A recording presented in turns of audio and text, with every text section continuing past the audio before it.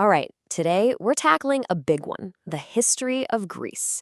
And this isn't just any history. It's the story of a small nation whose ideas, well, they didn't just influence the world, they pretty much built its foundations. So that's the big question, right?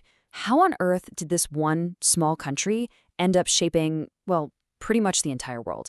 We're going to journey through thousands of years to figure that out. Let's get into it. The story of Greece is really this dramatic cycle of incredible creation. And just as often, incredible destruction. You've got the calm, perfect beauty of these classical temples, and then, bam, the brutal reality of war and conquest. It's that constant tension that makes its history so absolutely fascinating. Okay, let's start with the big idea here. Because when we talk about ancient Greece, we're not just talking about old ruins. We're really talking about the bedrock, the very foundation of what we call Western civilization. And the sheer scale of that influence, it's just staggering. A source we looked at says it was immensely influential on the language, politics, art, you name it. And seriously, think about it. The idea of politics, philosophy, even theater. So many things we just take for granted today have their roots stretching right back to ancient Greece. So where does this incredible story even start? Well, we have to go way, way back, long before you've even heard of Athens and Sparta. We're talking about the powerful, kind of mysterious civilizations of the Bronze Age. Okay, so this gives you a super quick flyby of the deep origins. You see, we go from early farming, boom, to the first big palace cultures like the Minoans on Crete. And then you get the rise of the Mycenaeans on the mainland. And these guys, they really set the stage for everything that follows. So this was the world of the Mycenaeans. It's a civilization run by warrior kings living in these huge palace fortresses.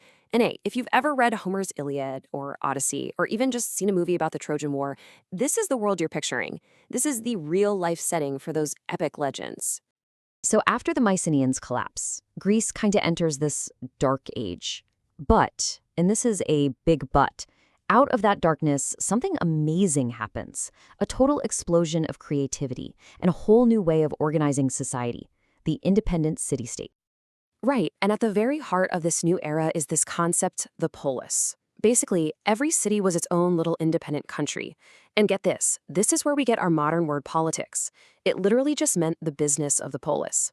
And this idea, this radical idea of people governing themselves, well, it was going to change everything. But this whole era of independence was really shaped by two massive wars. First, you have this incredible moment where all these rival city-states actually unite to fight off the giant Persian Empire. And then a tragic civil war that pits the two most powerful Greek cities against each other. This painting just captures the whole spirit of the Persian Wars, right?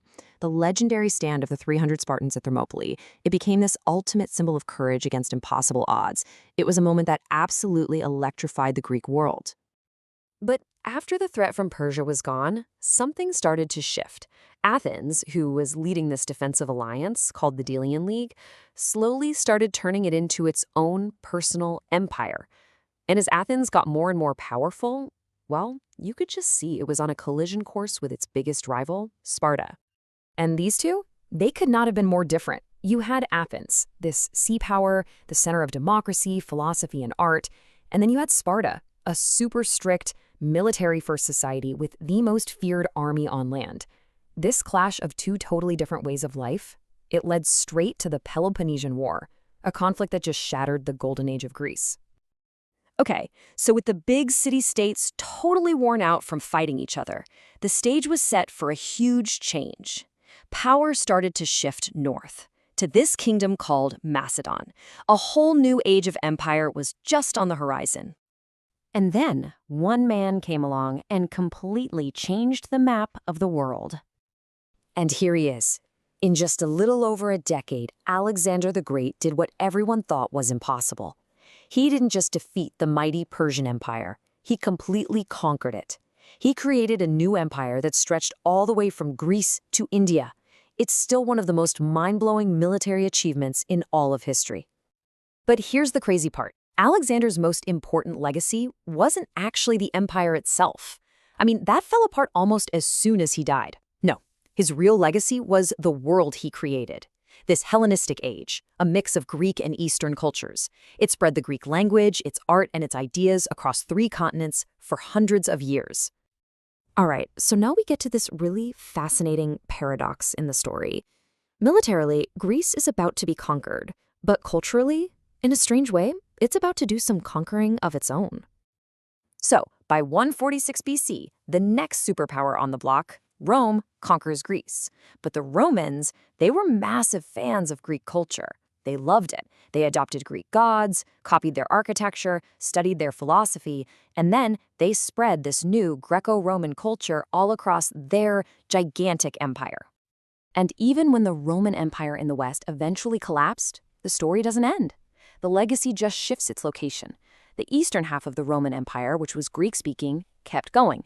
We call it the Byzantine Empire today. And from its capital, Constantinople, it carried the torch of both Roman power and Greek culture for another 1,000 years. 1,000 years! And don't think of the Byzantine Empire as just a faded copy. No way. It was a buzzing, vibrant center of culture and art all on its own. It carefully preserved all that ancient Greek knowledge and created incredible new works of its own, like this monastery. And all that knowledge they saved, it would eventually flow back to Western Europe and help spark the Renaissance. So after Constantinople finally fell in 1453, Greece entered a long period under Ottoman rule. And it might seem like the epic story is finally over, but it wasn't. It was just waiting for its next chapter, waiting to be reborn in the modern age. And that path back was a true epic struggle.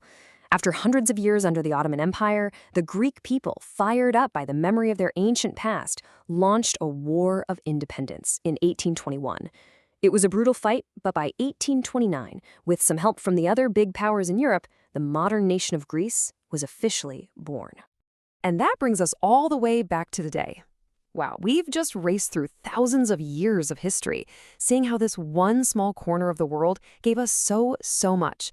So I guess I'll just leave you with a question to think about.